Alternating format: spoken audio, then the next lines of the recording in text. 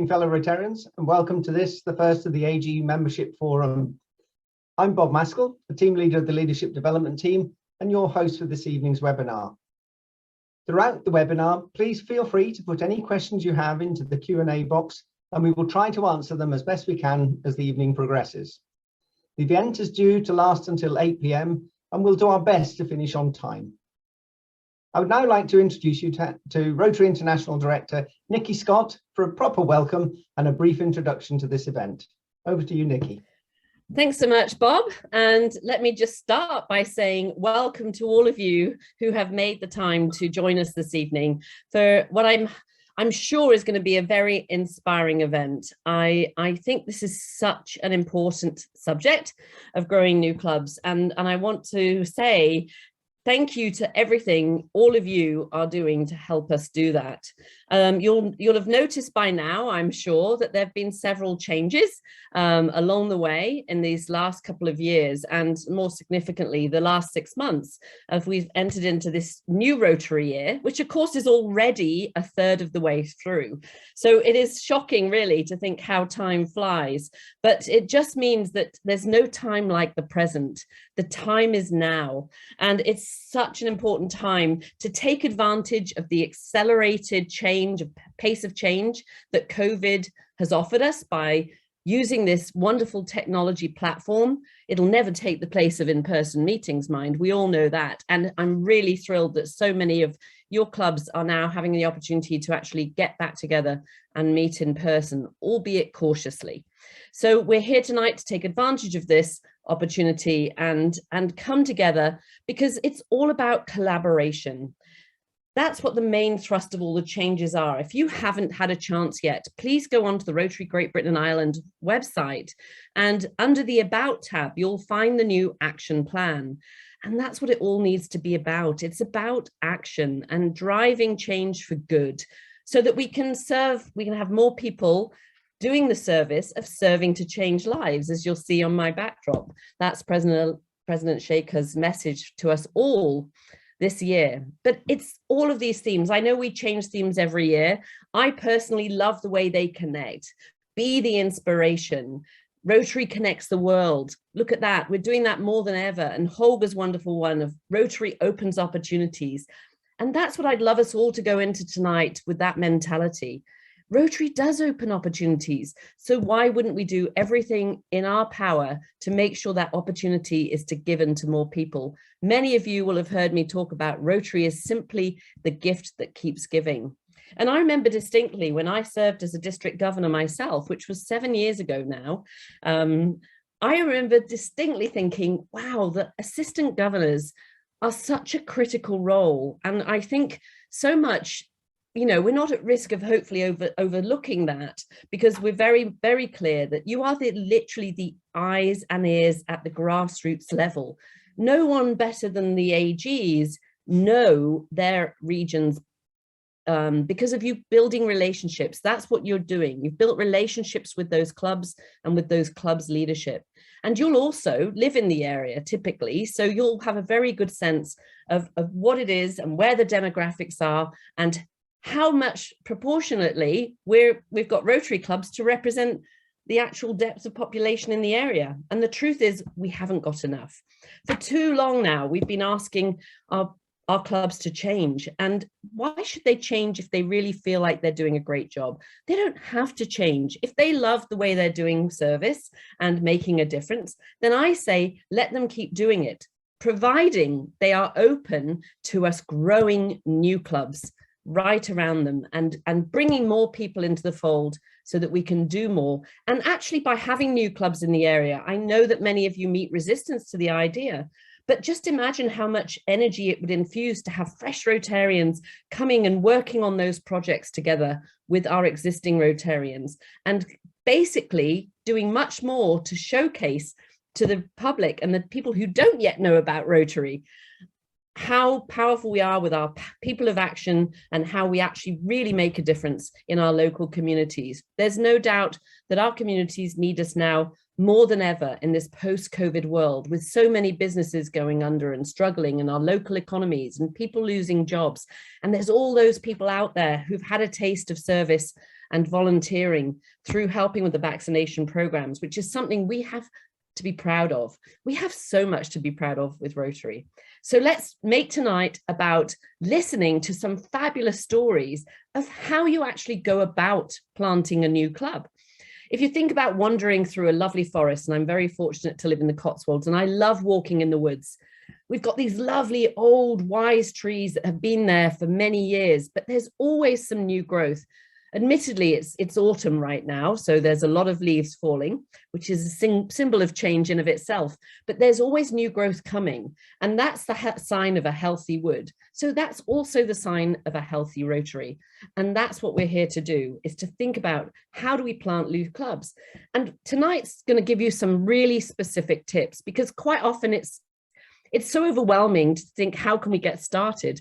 But tonight you're going to hear some great stories on exactly how to do that. And obviously, if everyone thinks it's somebody else's job, then it doesn't happen. So I'd like to also say thank you to all of the membership chairs, the district membership chairs, who are working so hard to grow Rotary this year, and possibly for a couple of years already, and for a couple of years to come. This is honestly the most important job in Rotary this year, in these islands especially, because of our aging demographics. It's so important that we get some fresh new blood and we add more to the table. So we're asking AGs to work in teams. You know, it's never a good idea to have volunteers feeling like they're doing this alone. So we're looking to build teams of support around the membership chairs by asking you as AGs to work, say, 2 or 3 together in your specific area, because you are the experts. You're going to know the best idea on where to start planting these new clubs. So with that, I'd like to say thank you for coming. I'm going to listen in with absolute interest on how this is all going, and I'll be eagerly watching for those questions and answers as well. And let's hand it over now to the team, and let's hear some of those fantastic stories. Thank you all. Good evening, everybody. Lesley, I didn't introduce you, did I? I'm sorry. Okay, let me come back a second and see if I can I'll say it as a voiceover. Lesley, my apologies. I was supposed to introduce you. This is Lesley Sully. She's your regional leader or regional coordinator for membership. One of 2. Steve Martin is also a leader, and he will be joining us as well. So Lesley, you're going to tell us exactly how well we're doing and how much more we have to do, I believe. Yes, it's unfortunately, it's not all good news, Nicki, but we'll start with the bad news, then we'll go on to the good news. So as each and every one of you is well aware, Rotary has 1.2 million members and has done so for probably as many years as any of us can remember. We know we lose members every year, but worldwide we are clearly recruiting as many as we lose. So why? Why, as Nicki just said to us, we need to get more members and start new clubs? One of Rotary's global strategic objectives is to expand our reach by growing and diversifying our membership and participation. And within the Rotary GB&I Action Plan, all districts have agreed to start and nurture at least 3 new innovative and flexible clubs during the current Rotary year. When Rotary's membership is strong, our clubs are more vibrant, Rotary is more visible, and our members have more resources to help communities flourish. To accomplish everything we want to do, we need our club and district leaders to commit to growing Rotary and Rotaract. That's why growing our membership is our top internal organisational priority. Can we go to the next slide, please, Phil? Rotary's global membership is 1.4 million people of action. Working together, 1.2 million Rotarians and 200,000 Rotaractors in more than 46,000 clubs are making positive changes worldwide. Whether they're studying at a university or starting a career, Rotaractors add so much to our membership and are Rotarians' equal and valued partners in service. Slide 2. As of the 1st of July, Rotary Club membership was just under 1.163 million, and Rotaract Club membership was more than 220,000. And while Rotary clubs lost about 12,000 members, Rotaract grew by nearly 18,000. Meanwhile, the number of clubs has grown in Rotary and declined in Rotaract. But as we'll see, new club development rates vary widely around the world, with regions such as ours that are experiencing the greatest declines simply not replacing non-functioning clubs with new ones that appeal to their communities.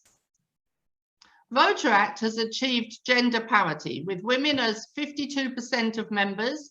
Rotary clubs on average are 24% female membership, with no change since the previous year.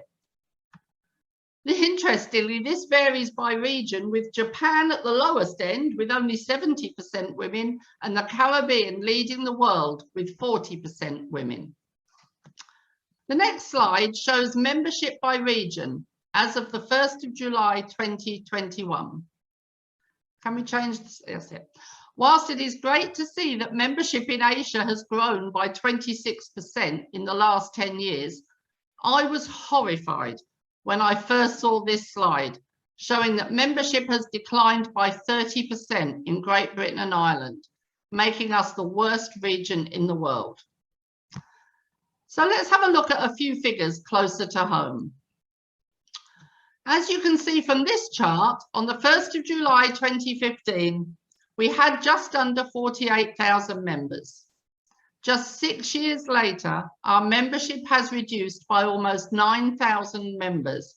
That's 20% of our membership. Even more alarmingly, over 3,350 of that net loss was in the last 12 months. We all understand that the last year has not been a normal year, so can we assume that was an exception? Let us now look at the next chart to determine our future if we don't take action now. Starting with the light green area, we can see we have almost 6,000 of our members over the age of 80. If we then look at the largest area shown in yellow, we can see we have 12,681 who are aged 70 to 79. The red area is those members whose ages are unreported on the data management system. Based on those districts who have been successful in reducing their unreported ages, we can safely predict that the vast majority of these will fall into the 70+ age bracket.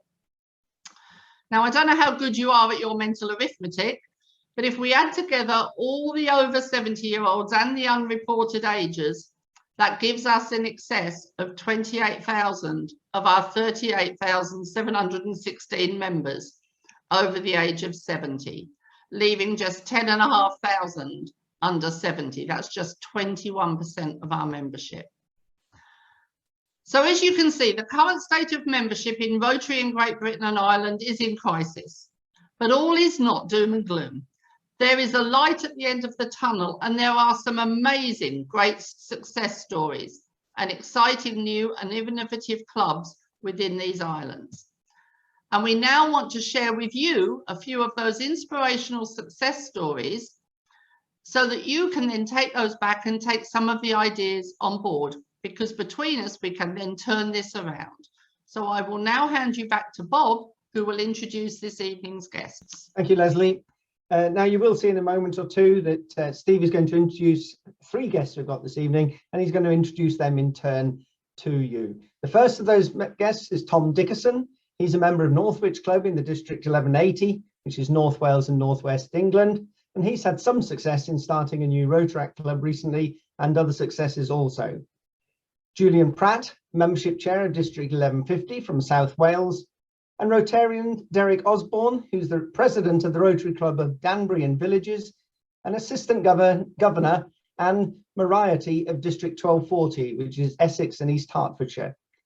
Steve's now going to ask them the questions about how they achieved the various things they did for membership, and then they'll be open to questions at the end.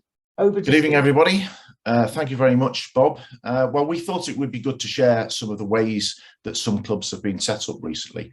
Live examples are always the best, and rather than us telling you how to do it, sharing best practice is always the better way of doing things.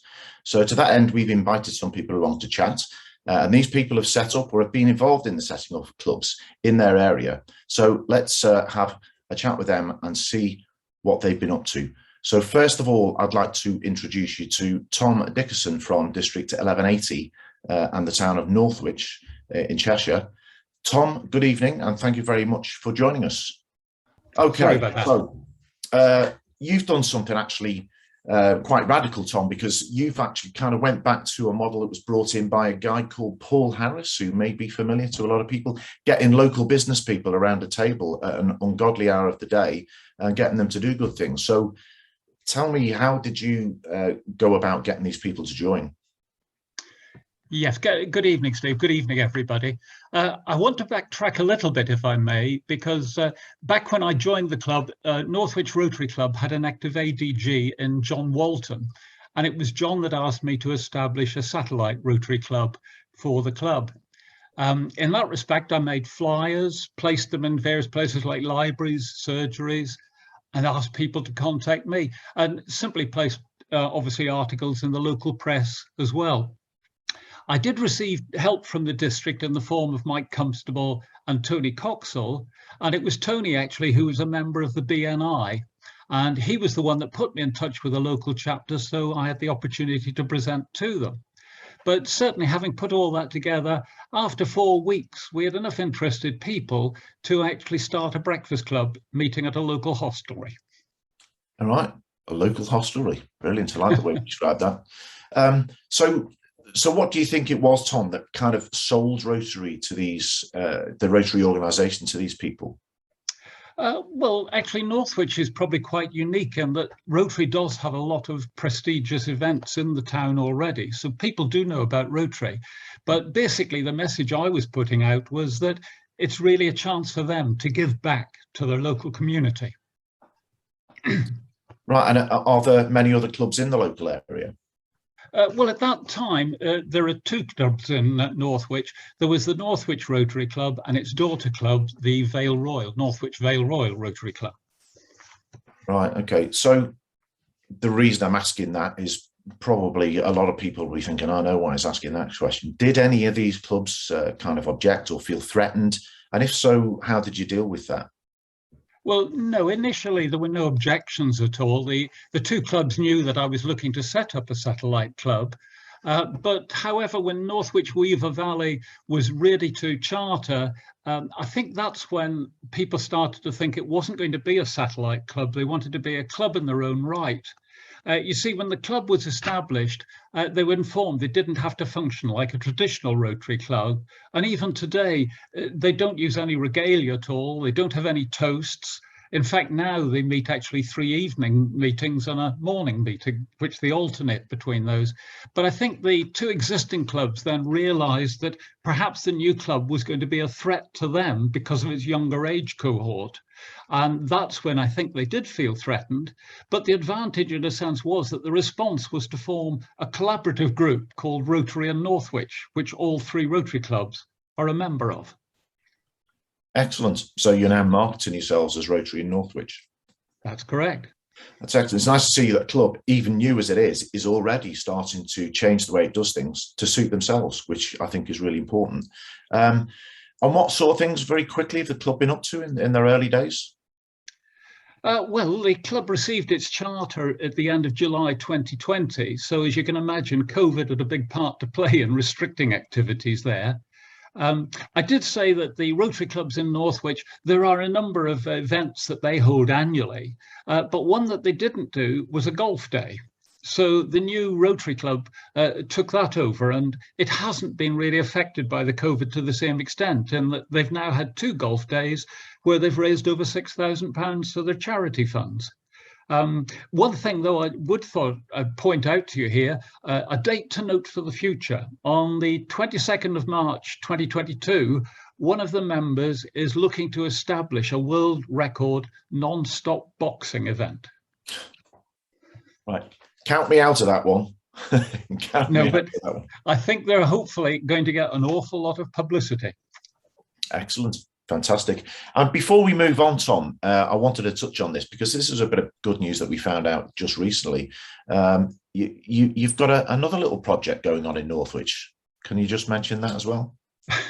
Well, actually, there's two, but no, of course they can. That really, I knew that the older Rotary Club members, they were really retired, and there were more of them than working members. So my aim was to establish a Rotaract Club that would really provide bodies to help with the events they were doing, basically being the labourers of those events.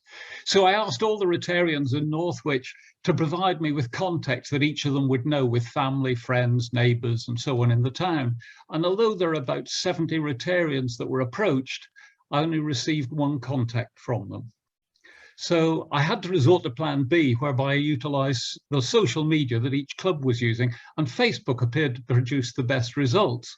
I also arranged an interview on the local radio station to tell them about what we were looking to do. And we received, 6 contacts. So we started again meeting in another hostelry. But immediately the group started actually using a WhatsApp. They'd set up themselves as a WhatsApp group, and the meetings therefore are very different to Rotary meetings, because quite often there may be 4 or 5 members there, but the rest are there connected through WhatsApp.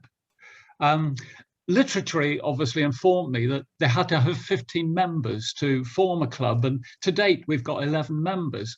But obviously at a meeting that you had with the district membership leads last week, I was informed, and it was confirmed by the president of Rotaract of Great Britain and Ireland, that a Rotaract club can be established with just 8 members. So when the Rotaractors in Northwich got this information, they're obviously delighted to know that they technically are a club now. So they're doing all the paperwork and hopefully will receive their charter in December. That's fantastic news. So it's fantastic news on 2 fronts with regards to the club and of course the Rotaract Club. And I hope that people, and I'm sure that people will want to get in touch and want to know maybe more of the details of how you set these up. But, you know, before we move on, just one last thing. And it was, if I were to say in one sentence, as a person who's had a great deal of success in forming new clubs, what would be the reason that you would give for that Rotary is struggling to attract people to the organisation? Yes, one sentence is a bit difficult there. It is. Okay, here goes. My own experience suggests that older Rotarians are not concerned about the future of Rotary. They're happy doing what they've always done, rather than promoting Rotary to those who live around them. But if I may, Steve, I want to emphasise that the project I'm doing is still part of an experiment I'm carrying out in Northwich here, that currently I'm actually approaching the 3 clubs about sponsoring 3 Interact clubs and at least 3 Rotakit clubs, because the ultimate intention is that the parents of these children will see what the children are doing and it'll encourage them to become Rotarians. And so if successful, my vision for younger people getting involved in Rotary will ensure Rotary in Northwich will continue for over 100 years. That's fantastic. It's some project, Tom, and we wish you the very, very best of luck. And thank you very much. You've obviously done a lot of work, and I know that Mike Constable, the membership team leader, has worked alongside you throughout. I think it goes to show that if you want to start a new club, Rotary or Rotaract, just do it. Get out there and get on with it. Tom, thank you very much. Yeah, thank you, Steve, and thank you for allowing to share my vision with everybody, because now, of course, it makes me accountable. Absolutely, it does, yes, and we'll be catching up with you, making sure you've carried it out. Absolutely. Thanks a lot, Tom. And I would now like to go down to South Wales, District 1150, to speak to Julian Pratt. Julian, are you there? I hope so. Can you hear me? Yes, we can, and we can hear you, and we can see you as well. Fantastic. Julian, thank you very much for joining us. Julian is the membership chair for District 1150, I beg your pardon. As a tale of never giving up on an idea, Julian, thank you for joining us. Tell us briefly about the setting up of this club in Aberystwyth. Well, thank you, Steve. Ardell Aberystwyth Rotary Club is about to be chartered and is very much the brainchild of Richard Griffiths, who's been a member of Rotary Aberystwyth for over 25 years and a Rotaractor for 7 years before that. He had felt for some time there was an opportunity to create a new club for a younger generation and dispense with the long-held traditions, particularly the lunch meal, which, as he put it, reminded him of school dinners. He wanted to attract a new audience to a very different type of club that would include whole families, including young children. He was very conscious that the move might disturb his original club. So he resigned from that some 2 years ago and started. Richard only spoke to people who were not associated with his old club, as he recognised there was easily room for 2 clubs in his town, and he was hopeful they would be able to work together. In addition, the old club had over 30 members, so it was important it should continue to supply the needs of a traditional Rotary club. 4 potential members held their first meeting in February 2020 and followed that up with Zoom meetings, but it soon became clear that face-to-face meetings would be much more productive. And that was really when the hard work started. And the 20th of August 2020, they met and started to pull together the people they'd talked to. So after another 20 months, his first public meeting on the 2nd of September 2021 was attended by some 25 prospective members, with apologies from another 8. Many meetings later, they are still finding their feet and recognise that the club will always change and evolve to suit the changing needs of its members and its community. So on the 21st of October this year, Richard formally applied to charter Ardell Aberystwyth Rotary Club with 21 members. I have to say this is an example of a committed Rotarian recognising that his existing club was reluctant to change a well-established concept, and despite some opposition, he just kept on pushing until he succeeded. If there was a Rotary Medal for commitment, Richard Griffiths would be first in line. Yeah, it sounds very much like it to me. He stuck with it through thick and thin there, and quite often this is the sort of thing that will happen. And so if you touched on some of the issues with the old club there, clearly this is something that could happen in other areas that some of our assistant governors here tonight will possibly encounter. So what advice would you give to them if they were to come up against this sort of opposition? I think we all know that some of these older clubs always have a little group of perhaps 3 or 4 older, very traditional members who see anything new as a threat and a challenge. I think that's why it's better to start a new club with all new members. It forces change and a completely different focus. Yeah, I think so. And just to clarify, when Richard left the club, and decided to gather some other people around, these were all non-Rotarians and not connected with the other club. That's right. It was fortunate, it's just the way it turned out, but Richard and his family had lived in the town forever, and as a successful businessman he had many connections locally. If another club was trying to do the same thing, they should really sort of search for a new member with those sorts of connections, someone who's been in the town a long time and knows his way around, because it may be that the people who are starting their club can do that, but that was, I think, his secret. He knew a lot of people. Excellent. Now you've got a little story about another Welsh club that you wanted to highlight for us as well. Can you give us a few details a little bit about that, Julian? Yeah, sure. Hang on a second. Let me just get going here. Yes, that's this is a true story about a Rotary club in Wales. I'm not going to name this club because it's still developing, but it's a very successful, very traditional club. It's had a lot of success in fundraising. It has a couple of big projects every year that generate a lot of money. So some of you might be thinking, well, what's the point of changing that? It works well, why change it?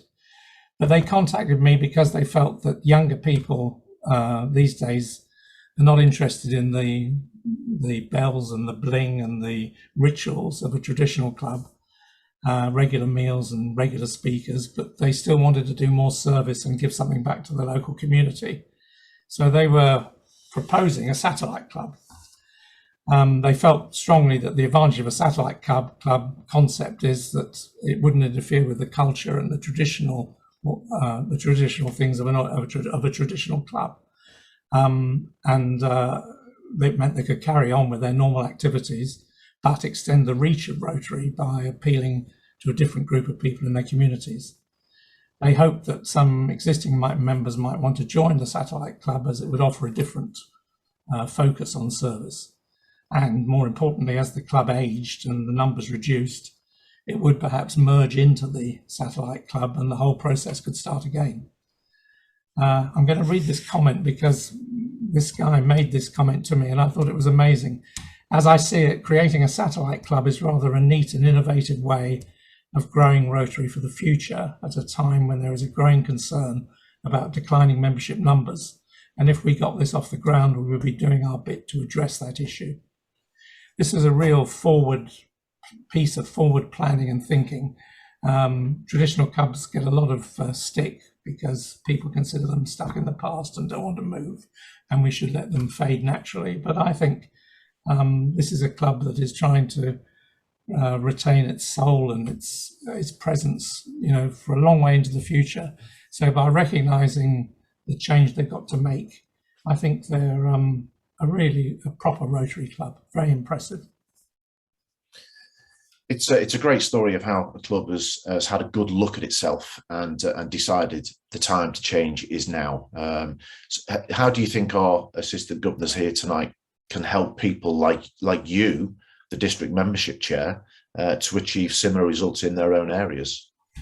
Well, I think the AGs could do much more to identify who are the movers and shakers in all their clubs. There's always some really good Rotarians in these clubs that are, the officers in many clubs they're elected on, now it's your turn.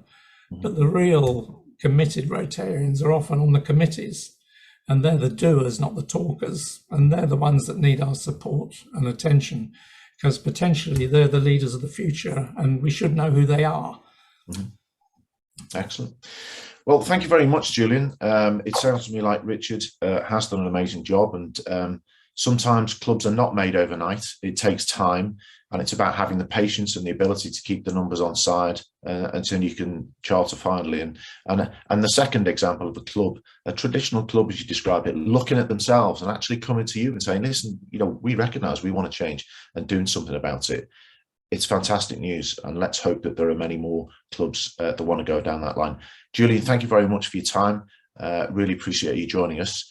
And it very nicely brings us on to our final example, which is Danbury and Villages Rotary Club, who actually got together and chartered in a remarkably short period of time. And I'd now like to welcome the president of that club, Derek Osborne, and assistant governor and along as well from District 1214. Who've got your district number there from him? Good evening all. Good evening. Good evening to you all.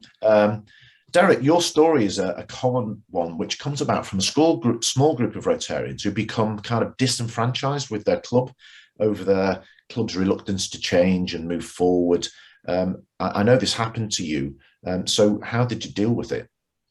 Well, thank you. How it actually happened was actually a bit of a trigger point, which I'm sure happens in most clubs. The club we all accepted, I think, was, it was just doomed to go as a lethargic, old, aging club. We couldn't get new members. However, coming into the point where I was vice president and coming up through lockdown into the fact that I was going to be president, I was doing a lot of work during the lockdown. I wanted to move the club forward, and the club wanted to move backwards, effectively. And we had a trigger point where there was a lot of discontent, a lot of argument, and one or two of the other members resigned, and I felt, and they were the doers. Julian said about the doers in the club.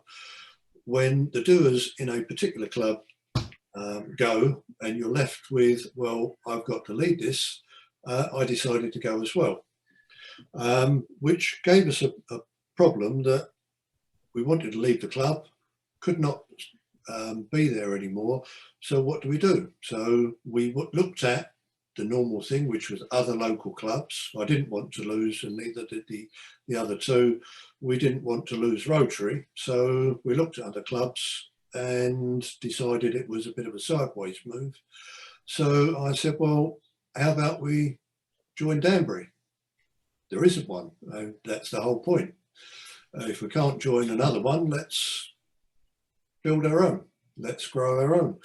At which point I contacted Jed Brooks, who was then, I'm right in saying he was AG then, and district membership chair. District membership, sorry, who gave me a lot of help. At this point, there was three of us. However, as it happens, the the story went out, people talk, and we were quickly followed by another 5, which gave us the 8. We did not want to be, particularly a satellite club. We wanted to be a Rotary because at that point we were all experienced and long-term Rotarians. Had been Rotarian for 27 years at that point, but the satellite was the way to go, which was, I now in hindsight would say, is absolutely the right way and successful. So there we were. We decided, well, okay, we are going to be a satellite, but we will treat ourselves as a Rotary club. We will present ourselves as a Rotary club, and we did not want to go back the route that we had been, because we've been trying to move forward. We came from an all-male club. That was always the first thing to go, because we presented ourselves as, right, we are going to be a new club. We want to be diverse, progressive, modern, and we want to learn by our mistakes. So we went to the local area. We spoke to everybody, had the view that we would talk to everybody that we knew, which included, thankfully, a local parish which was having an event for local gardens. Okay, we'll go and take a table and we'll sit on one of these gardens and we'll present ourselves. And that, I was going to say, that enabled you to eventually get up to your 20. It does, yeah. I mean, literally from one event, sat there at a table with a few signs that we made up, and we got interest. One lady particularly was the first person to come along. I'm interested in what you've got to tell us. I also printed up flyers, leaflets about what we wanted to do and where we were going. And effectively, on the first event, we got 1 member. From that event thereon, we had interest because the word spread, and we got 2 more lady members. Literally, I'm talking within weeks of moving forward. We then had another event, which was funny enough, in the same area, Little Baddow, which is one of the villages of Danbury, a festival where we had a lot more interest. We didn't actually get anybody coming forward from that as a member, although, sorry, subsequently we have one of the parish councillors. But in the interim, our name was getting out and about, and we got another member come from a different club in Malden, which was still in our area. So, Derek, can I just bring Anne in, because I think it's important to bring Anne in at this point, because as the assistant governor, and we have a lot of assistant governors on here. I just wanted to ask Anne, what part can an assistant governor like yourself play in setting up a club like this? Because obviously the club has started to grow, and what sort of thing can you do in the background to help out? Well, I was tasked with finding them a sponsor club, which was interesting because obviously sponsoring clubs normally like to get hands-on and involved, but obviously the sponsor club in this case, they know what they're doing. So I actually approached my own club and approached the presidents first, but also the secretary and the treasurer, because they do a lot of the heavy lifting, because the treasurer has to sign up the new, deal with the bank account because they didn't have one, and the secretary has to sign them all up and deal with all the paperwork. So it was important to get them on board. I've involved the satellite club, involved Derek in all my AG meetings where I invite the presidents to sort of share ideas. So that, so right from the start, we've treated them as a Rotary club because we knew that it was going to happen for them. I think the other point I'd like to make actually is that Danbury is a village. It's a very large village in Essex, but it's surrounded by towns that all have established Rotary clubs. There was none in the village. And that's why I think it's been successful, because it's in an area where there isn't actually a Rotary presence. And that has been really useful. That is a top point that we need to make this evening, Anne, and I hope that people take notice of that, to sit back, think, where have we got a gap? And I think, Derek, you pointed that out quite nicely as well. If there's a gap there, or there isn't one in Danbury, exactly, that's why we're going to form one. And it seemed to work for you. Derek, very quickly, did you find it useful having an assistant governor in support like Anne? Absolutely. Anne has been a diamond. She has been there. We wanted help, we wanted information. She's very contactable, which I think is great, because obviously speed from us to grow this club has been everything at a pace, and Anne has been very responsive with that, very helpful. I couldn't have wished for any better. Thank you, Anne. Thank you. Well, brilliant. Listen, thank you both for joining us this evening, for telling us the story, a great success story of a club. Again, people who've decided this is not what I want to do. I want to do Rotary this way, and they've gone and done it. It's a great example, and hopefully people have got something from that. Thank you very much again. So we're going to move on. There you have it. It's a collection of people who've been there, they've done it. And of course, there are so many other examples around of this type of work around Rotary Great Britain and Ireland, and we couldn't possibly put them all on tonight, but it gives you an idea of what can be achieved. We will share good news stories like this that have been achieved in our monthly newsletter. So please, when it arrives in your inbox, please read it, and don't be afraid of getting in touch with these people and say, listen, hey, how did you do that? Because they want to help you. We can't stress enough how much stronger we are if we all work together. Why reinvent the wheel when it's been achieved? Let's share it and help each other out, together. You may or may not be aware that each district has been set a target of 3 new clubs per district per year. This is something that we've set out in our plan. It has been agreed by your district governors. And of course, it's not an easy task, but we want to make it clear that it is very much achievable. And as assistant governors, you are pivotal to the success of your district's membership achievements. And that's why we've asked you along here this evening. You're the eyes and the ears of the ground for your district governor, as Nicki explained earlier. And membership is, like everybody else, your number 1 priority as an assistant governor. You are by default a member of the district membership team, you should always remember that. And your membership team leader should be on your favourites on your mobile phone, put it that way. You have a group of clubs in a given area as an assistant governor, and you often work alone. We understand that with those clubs, encouraging them in everything that they do, and you report back to your district governor. We've, for so long now, that we've asked clubs to work together to make life easier and have a great impact. And we know that this works. Tom gave an example of Northwick earlier on. Instead of shouting to the public about all the individual clubs, they're now known as Rotary in Northwick. They market themselves this way. Less confusing for the public, and 3 clubs working on a project is so much easier than 1 club struggling with it. We all know that. So what we're asking you now as assistant governors is to work together. So if you can imagine, you have 3 assistant governors working together to identify an area for a new club. So they could be 3 adjoining areas. So they identify an area between the 3 of them in one of those areas to start with, supporting each other to grow some new shoots and think of alternative ways, different types of clubs. Then those 3 AGs focus on a different area the following year, and then the following year, a different area. This lowers the burden of the individual and creates a team working together on the membership issue over the areas. And remember the slogan, stronger together. So this solves the issue of, well, there's no room for another club in my area. That's not a problem, because we will just say, well, what about a Rotaract club then? And we've heard that can happen as well. Between the 3 AGs, you may decide that only one area is flooded, but you could put 2 clubs in another area. But as long as they all were working together, that's the main thing. And we didn't pick the figure from nowhere of 3 clubs.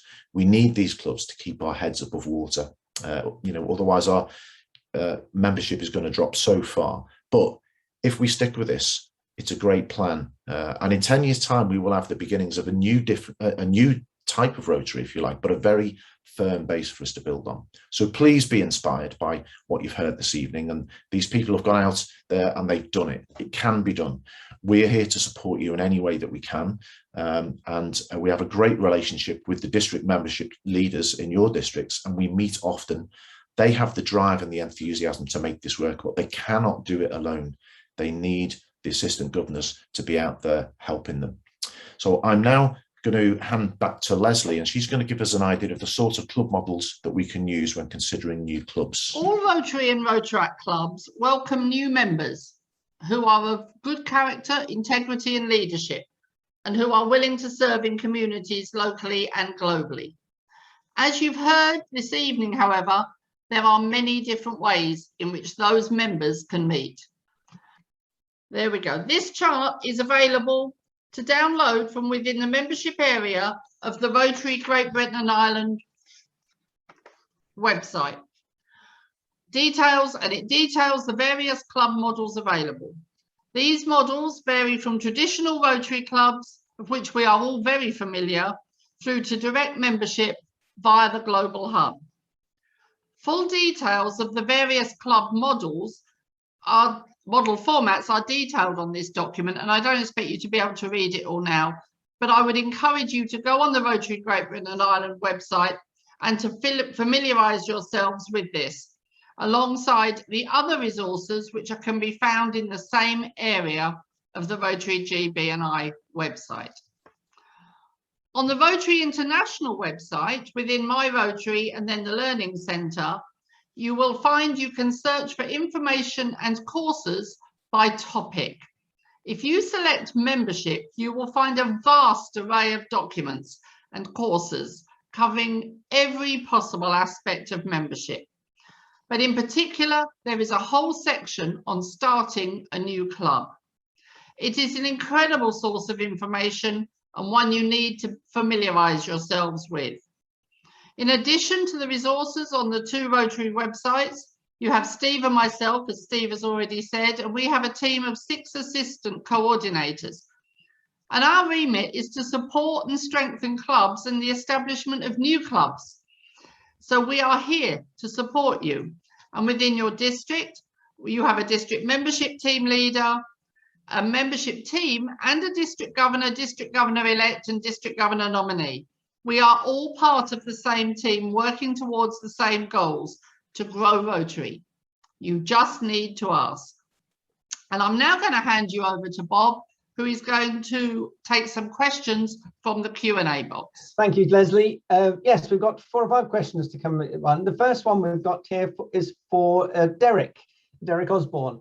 Derek, when you set up the new club, when were you promoting it? Did you include a comparison of old Rotary versus new Rotary to dispel the myths, for example? Or did you just focus on what the new club could offer and how it would work, etc.? The honest answer is we played it by ear, and I'm not going to try and say that we did anything particular, but we played it by ear the way we wanted to be, which was, as I mentioned earlier, diverse, etc. So, but made the point that anybody coming in would be part of the new club, and it will be as much up to them how the club was formed. A club for what they want, rather than traditional Rotary, because traditional Rotary, in our view, wasn't working. We still retain the branding, the methods, etc., but it's about being a social, new, modern club. To put that into perspective, the way we presented it, we now have 2 married couples currently in our club, with another married couple promising to join very shortly. It's about presenting how people want Rotary to be. They want to do stuff in the community, fine. Here is a forum, come and join us and help us do it. Okay, thank you very much, Derek. Anne Sutcliffe asks, what do speakers think about using the word change? We have some members who recoil when that word is spoken, but discussing doing Rotary seems less frightening. Any thoughts? I would say that change is a good thing, because, there's no point in being too soft on it. When you say doing Rotary, the problem is with doing Rotary, people have different views about what doing Rotary is, clearly. If you've only got to ask Derek that, Derek, the club had a clear way of what they thought was doing Rotary. However, Derek had a different way of doing Rotary. So I think change is a necessary word. I don't think it's too harsh, but of course we all have our own ways of thinking about it. Okay, thank you. Paul Hickson has asked, could we make it the default that when a Rotary club's average age reaches 65, it is charged with the responsibility of creating a new club to ensure that the local community would always be served by Rotary? Any thoughts on that one? That's a very wide one. Lesley, do you want to pick up on that one? I'm not sure that I do. I don't know that we can really go down that route. I think all Rotary clubs should be looking to be starting new Rotary clubs, whatever the age of the members. I don't think the age is particularly relevant. I understand where Paul is coming from, but I don't know that we could actually do a great deal about that. It'd be lovely if we could. Thank you. Julian, you've got your hand up. I think the age thing is not a criteria. It's the doers, the movers and shakers. We have a club in Wales and the average age is 85. And I still think they're one of the hardest working clubs we've got. They're not very good at bringing new, younger members in, but that's probably understandable. But they're definitely a group of the best Rotarians I've ever seen. Thank you, Julian. Right, moving quickly on, we're running short of time now. Why has Raymond Drake asks, why has there not been any mention of the potential of the global hub? Nicki, do you want to come back on that one? Easy done. So the global hub, yeah, so we are obviously focusing on assistant governors and the roles with the district membership chairs. And I am so glad you asked this question, because the global hub is very much there to help all of you achieve setting up new clubs, because what it does is it takes away the need for those minimum numbers. Anyone who's passionate about joining Rotary can immediately come through the doors of the global hub, providing they've got a computer, and because it is a virtual platform, and they can learn about Rotary, engage with existing Rotarians, because many of the people in the hub and on the platform are current Rotarians, not just new Rotarians.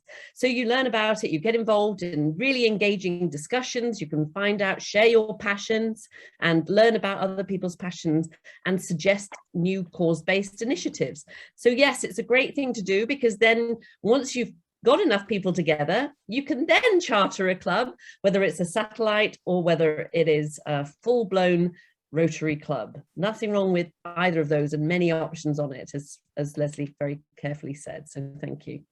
Thank you, Nicki. Just to follow on to that one, and if you could just answer fairly briefly, how can we use the global hub to create a new club? Well, exactly that. You basically bring them into the hub. They'll be taken care of by buddies who will get to know them, and then basically channeled to meet people who are from a similar area. You know, we always make sure that the people in the hub know what's going on in their local districts and in their local region as well. And they can, of course, go back and do a traditional club, physical club in a local area where they live, or they can join an e-club. So all of that is possible. So don't let that worry you. I think it's those sort of things are exactly why Steve and Lesley and their team and Chris Garner and his team in the hub are there to help. Thanks, Nicki. One more question, and the other questions that are in the Q&A will be answered by the membership team in due course, so we won't forget them, but we can't cover them all tonight. But the last question was from John Gardner. We are promoting so many different club models and styles. Are we not in danger of confusing members? Steve, do you want to take that one? Read it. I was just looking forward to who was it from again? John Gardner. Different clubs. All right, okay, I've got it. Not if we're describing them correctly. I understand that it may be, but quite simply, the only thing we need to know is that we have a lot of clubs that are traditional, maybe like Derek's club that he was describing, and we have a lot of people that don't want to join a Rotary that is like that. So what we need to do is we need to offer them an alternative, and that alternative comes in different forms.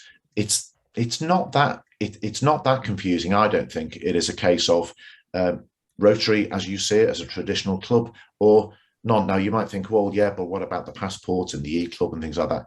If you don't understand it, you just need to ask them. It's there, or everything is there on My Rotary, and it describes it all perfectly. Your district membership team leader They can describe everything for you. If you've got an inquiry about what sort of club that you think would be best for somebody, a friend or a relative, or even yourself, I may add, all you've got to do is ask. There's really not that many types out there. There's a traditional Rotary club, a passport club, and an e-club, which are very similar. A cause-based club, you know, they kind of are what they say they are. I can't really describe that any better for you, really, but other than to say what we're trying to do is we're trying to give as many alternatives to people as we possibly can to suit their lifestyle. That's great. Thanks, Steve. We're running out of time now, so I'll hand over briefly to Nicki for her final remarks. Thank you so much, Bob, and thank you so much to the full team who put this together for you all. I think there's been some real gems. Huge thanks to Tom and Julian, Derek and Anne for sharing your stories, because I think there were some real nuggets of just brilliance in there. I love this concept of a traditional club retaining their soul and making sure that they're still vested in planting new clubs around them. As DG Keith Brownlee has sort of also commented in the Q&A, it's really wonderful that everyone really embraces this role of membership. It isn't someone else's job, it's all of our jobs to do that. And you as AGs and membership chairs are obviously carrying the heaviest weight, but we're all here and everyone's there. And I think I love Keith's idea that really, why not have each club plant a club? I know Shaker wants us to have each one bring one, but why not each club plant a new one? So many opportunities here, and then so many different ways to do it. There's nothing I love more than chartering a club. And I know that because I've recently had the pleasure, just 3 weeks ago, of chartering another new club. And it's one idea that hasn't come up yet. So I'm just going to recognize Mukunda Shadwara, who's on the call or on the webinar tonight. He's an AG and a district governor nominee. And he had the idea of bringing together his old Rotaract club, and they're all over the world now. So what does he do? He's put them together in an e-club so they can all meet online. And that, of course, is open to us too. What a fantastic idea to grow Rotary, bring Rotaractors back. So many, we had 500 Rotaractors in Rotary Great Britain and Ireland at one time. That's another idea. So let's do this multi-generational. Leslie's so right. There's no right age to join Rotary. Every age is the right age to join Rotary. So thank you all for this fantastically inspiring event, and let's go do it. I look forward to lots more chartering of new clubs sitting on my desk waiting for signature. Thank you all.